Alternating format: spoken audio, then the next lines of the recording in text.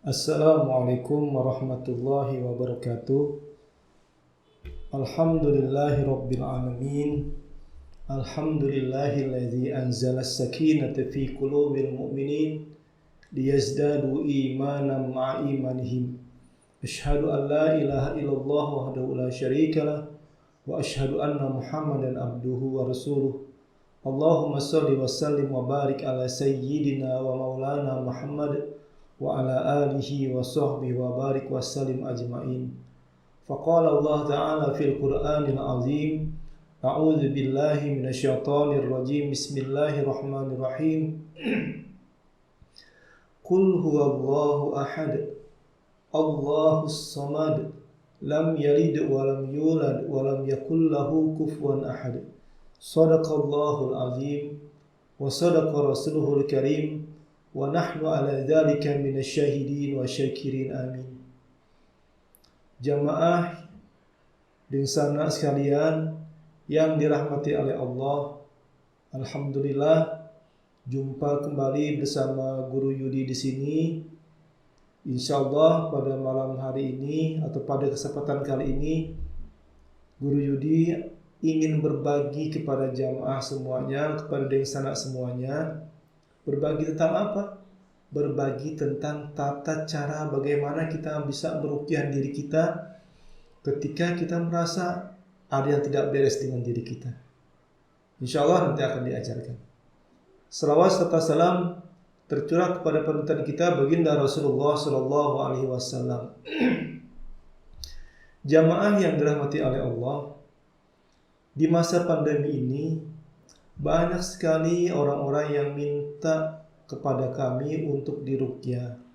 Namun sebagaimana himbauan dari pemerintah agar kita mengurangi pertemuan-pertemuan atau bertatap muka secara langsung kepada orang-orang yang kita belum mengerti bagaimana kondisi atau keadaan kesehatan mereka.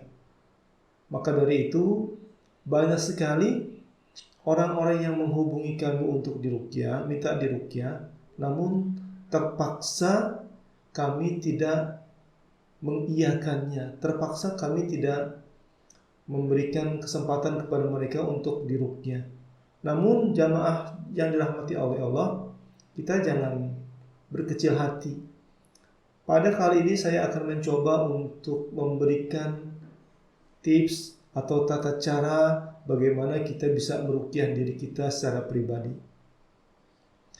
Mudah-mudahan dengan cara-cara seperti ini kita bisa mengantisipasi gangguan-gangguan yang mungkin ada pada diri kita. Ada tahapan-tahapan yang harus kita lakukan pada saat kita ingin terbebas dari gangguan-gangguan jin. Yang pertama, tahapan pertama adalah kita harus benar-benar bertobat kepada Allah. Kita harus benar-benar mendekatkan diri kepada Allah. Caranya seperti apa? Yaitu pertobatan dengan tobatan nasuha, dengan pertobatan yang sebenar-benarnya tobat, menjalankan segala perintah-perintah Allah dan menjauhi segala larangan-larangan Allah. Taubat kita yaitu dengan cara, apakah kita sudah bisa atau melaksanakan sholat 5 waktu dengan baik dan benar, atau masih ada sholat-sholat yang kita tinggalkan, atau masih ada sholat fardu kita yang tidak lengkap. Kadang-kadang sebelum saya meruqyah, saya bertanya kepada orang-orang yang akan diruqyah tadi, bagaimana sholatnya Bapak Ibu? Ustaz, saya masih berat sholatnya Ustaz. Saya pengen sholat 5 waktu tapi masih berat Ustaz. Ustaz, sholat saya masih bolong-bolong Ustaz. Yang saya lakukan cuma maghrib dan isya aja Ustaz. Nah, saya katakan kepada mereka, inilah yang harus kita penuhi. Karena kunci keberhasilan kita, kunci kesuksesan kita dan sembuhnya kita dari gangguan-gangguan jin, insya Allah ketika kita bisa menjalankan sholat dengan baik dan benar, dan waktu-waktunya harus kita penuhi. Jangan sampai lagi ada yang bolong. Yang kedua, jamaah yang dirahmati oleh Allah, selain sholat, baca Quran. Jangan sampai Al-Quran hanya sekedar menjadi pajangan di rumah kita. Jangan sampai Al-Quran kita tidak membacanya dalam sehari. Walaupun hanya satu ayat atau dua ayat atau satu halaman kita baca, bacalah. Jangan sampai satu hari tanpa ada membaca Al-Quran. Ada yang mengatakan, Ustadz, saya belum bisa membaca Al-Quran. Belajar. Mumpung masih ada kesempatan untuk belajar. Jangan sampai itu menjadi alasan. Jangan sampai kita tidak mendapatkan pertolongan Al-Quran di hari kiamat nanti. Ketika ada waktu belajar, belajarlah. Ketika ada kesempatan untuk membaca, bacalah. Ketika ada kesempatan untuk menghafalnya, hafalkanlah. Itu. Selanjutnya, jamaah yang dirahmati oleh Allah, ketika kita masih menyimpan jimat-jimat, benda-benda pusaka, maka hendaknya kita keluarkan dalam kehidupan kita benda-benda seperti itu. Jangan lagi kita bergantung kepada benda-benda tersebut. Jangan lagi kita menganggap benda-benda tersebut sebagai penglaris bagi usaha kita, sebagai mendatangkan jodoh bagi kita, sebagai pelindung bagi kita. Jangan lagi. Karena benda-benda seperti itu kadang-kadang menjadi penyebab datangnya gangguan-gangguan terhadap diri kita. Keluarkan benda-benda seperti itu dari kehidupan kita, dari rumah kita. Jangan ada satupun lagi benda-benda seperti itu yang tersimpan di dalam rumah kita, atau di dalam dompet kita, atau dimanapun yang pernah kita simpan benda-benda tersebut. Nah, ini yang harus kita jaga, jamaah yang dirahmati oleh Allah. Dan kita juga harus memutuskan, kalau seandainya dulu di antara kakek kita, di antara nenek kita, datuk-datuk kita pernah ada yang melakukan persahabatan dengan bangsa jin, harus kita putuskan. Jangan sampai lagi kita melakukan hal-hal yang tidak diridhoi oleh Allah, atau hal-hal yang menjadikan itu sebagai pengganggu kita atau mendatangkan gangguan pada diri kita atau pada rumah tangga kita, pada keluarga kita. Putuskan. Tidak ada lagi persahabatan dengan bangsa jin. Makanya kita harus benar-benar bertobat kepada Allah, benar-benar mengabdi kepada Allah, benar-benar Allah menjadi tujuan kita, Allah menjadi Tuhan bagi kita, tidak ada lagi Tuhan-Tuhan yang lain selain Allah. Inilah jamaah yang harus kita lakukan, yang harus kita persiapkan pada diri kita ketika kita ingin terbebas daripada gangguan-gangguan jin. Nah, jamaah yang dirahmati oleh Allah, untuk ruqyah syariah itu sangat mudah sekali. Kita hanya membacakan ayat-ayat Al-Quran. Kalau kita menghafal atau hafal dengan doa-doa yang diajarkan oleh Rasulullah untuk doa perlindungan, itu lebih bagus lagi. Tapi kalau memang belum kita hafal atau kita belum bisa menghafalnya, minimal minimal ayat-ayat Quran yang kita bacakan kepada diri kita atau rumah kita atau keluarga kita ketika ada yang tidak beres. Karena kadang-kadang jamaah ada yang merasakan sakit, ada yang merasakan tidak nyaman, ada yang merasakan kegelisahan, lalu mereka datang ke medis. Namun setelah datang ke medis, kadang-kadang penyakit yang mereka derita tersebut tidak kunjung sembuh yang mereka rasakan tersebut. Maka dari itu cobalah dengan baca Al-Quran, deteksi diri kita pribadi, mungkin saja derita atau sakit yang kita rasakan tersebut itu merupakan gangguan-gangguan jin.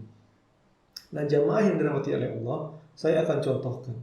Saya akan contohkan bagaimana kita bisa meruqyah diri kita pribadi. Yang pertama, kita berdoa dan berikrar dulu kepada Allah. Bagi yang ingin mengikuti, silahkan. Bagi yang ingin memperagakan bersama saya, silahkan. Baik, saya akan coba langsung memperagakan atau mencontohkan tata cara ruqyah untuk diri kita sendiri. Yang pertama, kita berikrar. Ikrarnya kurang lebih demikian jemaah. Kita beristighfar kepada Allah. Astaghfirullahalazim. Astaghfirullahalazim. Astaghfirullahalazim. Alladzi la ilaha illa huwal hayyul qayyum wa atubu ilaihi. Asyhadu an la ilaha illallah wa wa asyhadu anna Muhammadan abduhu wa rasuluh, wa asyhadu anna Muhammadar Rasulullah. Allahumma shalli ala Muhammad wa ala alihi wa sahbihi wa barik wa sallim. Bismillahirrahmanirrahim. Ya Allah, ampuni segala dosa dan kesalahan hamba yang pernah hamba lakukan, baik secara sengaja maupun tidak sengaja. Ya Allah, apabila dalam diri hamba ada penyakit-penyakit medis, hamba mohon padamu ya Allah, sembuhkan hamba dari penyakit tersebut. Angkat penyakit itu dari diri hamba ya Allah. Ya Allah, apabila dalam diri hamba ada gangguan-gangguan jin, ada jin yang bersarang, jin yang berasal dari persahabatan yang mungkin pernah dilakukan oleh orang tua hamba, oleh kakek nenek hamba, datuk-datuk hamba. Hamba mohon padamu ya Allah, putuskan, ceraikan persahabatan dengan bangsa jin tersebut. Karena hamba tidak ingin diri hamba, rumah hamba, anak keturunan hamba mendapatkan gangguan-gangguan jin. Ya Allah, apabila dalam diri hamba ada ikatan-ikatan sihir, ada buhul-buhul, di dalam rumah hamba ada ikatan-ikatan sihir, ada buhul-buhul yang dilakukan oleh orang-orang yang dengki terhadap hamba, atau orang-orang yang suka terhadap hamba, hamba mohon padamu ya Allah, lepaskan ikatan-ikatan sihirnya, lepaskan buhul-buhulnya, bebaskan hamba dari gangguan-gangguan sihirnya. Hanya kepadamu hamba meminta, dan hanya kepadamu hamba berserah diri. Amin ya Allah ya Rabbal Alamin. Jamaah, setelah kita berikrar, maka yang kita baca untuk ayat-ayat atau surah-surah pendeknya minimal kita membaca ayat suratul Fatihah, ayat kursi, Al-Ikhlas, Al-Falaq, An-Nas. Saya contohkan. Ketika kita akan memulai ruqyah mandiri pada diri kita, maka bisa saja kita membaca Al-Quran, bisa saja kita membaca suratul Fatihah dan surah-surah yang saya sebutkan tadi, surah-surah pendek tersebut, dengan mengusap dada kita. Sambil kita baca Al-Fatihah, sambil kita usap dada kita atau perut kita. Gitu ya. Kita baca, misalnya kita baca nih. A'udzu billahi minasyaitonir rajim. Bismillahirrahmanirrahim. Alhamdulillahi rabbil alamin. Ar-Rahmanir Rahim. Maliki yaumiddin. Iyyaka na'budu wa iyyaka nasta'in. Ihdinas siratal mustaqim. Siratal ladzina an'amta 'alaihim ghairil maghdubi 'alaihim waladdallin. Amin. Nah, ketika kita membaca Al-Fatihah tadi, membaca surat Al-Fatihah tadi, lalu kita merasakan nyeri di dada kita, sakit di dada kita atau perut kita, maka ulangi lagi membacanya. Mungkin kita baca sampai 3 kali. Kita baca sampai 3 kali, ulangi seperti itu. Terus ganti lagi dengan surah atau ayatul kursi. Di mana kita merasakan sakit, di situ kita usap atau di situ kita pukul-pukul pelan. Misalnya di kepala kita merasa pusing, kita merasa sakit kepala kita ketika kita sudah membaca suratul Fatihah tadi, lalu kita melanjutkan dengan bacaan surah yang lain, maka sambil membaca sambil kita tepuk-tepuk di kepala kita. Bismillahirrahmanirrahim. Allahu la ilaha illa huwal hayyul qayyum. La ta'khudhuhu sinatun wa la nawm. Lahu ma fis samawati wa ma fil ard. Man dhal ladzi yashfa'u indahu illa bi'idhnihi. Ya'lamu ma baina aydihim wa ma khalfahum. Wa la yuhituna bi syai'in min ilmihi illa bima syaa'. wasi'a kursiyyuhus samawati wal ard wa la ya'uduhu hifdzuhuma wa huwal 'aliyyul 'azim. Ulangi sampai 3 kali mungkin pada saat kita membaca atau meruqyah diri kita sendiri. Ketika ada terasa sakit, ulangi lagi. Pukul-pukul dada kita seperti ini boleh, usap-usap seperti ini boleh. Ketika perut kita mual pada saat kita membaca ayat-ayat Quran tadi, sambil membaca, sambil tekan, dan kalau mau muntah dimuntahkan. Siapkan tas plastik atau tas kresek sebelum kita meruqyah diri kita. Pada saat kita membaca lalu kita terasa mual, bacakan lagi ayat-ayat ruqyahnya. Bismillahirrahmanirrahim. Qul huwallahu ahad, Allahus samad, lam yalid wa lam yulad wa lam yakul lahu kufuwan ahad. Bismillahirrahmanirrahim. Qul a'udzu birabbil falaq min syarri ma khalaq wa min syarri ghasiqin idza waqab wa min syarri naffasati fil 'uqad wa min syarri hasidin idza hasad. Ketika tengkuk kita yang panas, tempelkan Bismillahirrahmanirrahim. Qul a'udzu birabbin nas, malikin nas, ilahin nas, min syarril waswasil khannas, alladzi yuwaswisu fi sudurin nas, minal jinnati wan nas. Lepaskan. Bismillahirrahmanirrahim. Allahu Akbar. Bismillah, lepaskan ya Allah, sembuhkan hamba ya Allah. Seperti itu semuanya, seperti itu.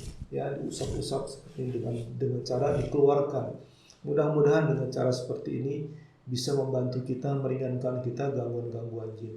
Namun apabila reaksinya sangat kuat, maka kita bisa membaca Al-Quran lebih banyak lagi, jamaah yang dirahmati oleh Allah. Kalau sebelum kita meruqyah tadi kita ada siapkan air, maka bacaan-bacaan Al-Quran yang kita baca setiap surahnya tiupkan ke air tersebut. Lalu air tadi bisa kita gunakan untuk minum, bisa kita gunakan untuk untuk mandi kita, atau mungkin kita bisa semprotkan ke ruangan atau di dalam rumah kita. Inilah jamaah ruqyah mandiri yang bisa kita lakukan. Mudah-mudahan dengan cara-cara yang sederhana ini dapat membantu kita dalam menterapi diri kita apabila kita merasakan ada sesuatu yang tidak beres pada diri kita. Dan selamat mencoba, dan kita harus yakin akan pertolongan Allah. Dan ketika mencoba, jangan pernah ada rasa takut, jangan pernah ada rasa gentar, jangan pernah kita merasa kerdil di hadapan syaitan. Yakinilah Allah yang akan membantu kita, Allah yang akan menguatkan kita, dan Allah yang akan memenangkan pertarungan kita dengan bangsa jin tersebut. Hadanallahu wa iyyakum ajma'in. Akhiran, assalamualaikum warahmatullahi wabarakatuh.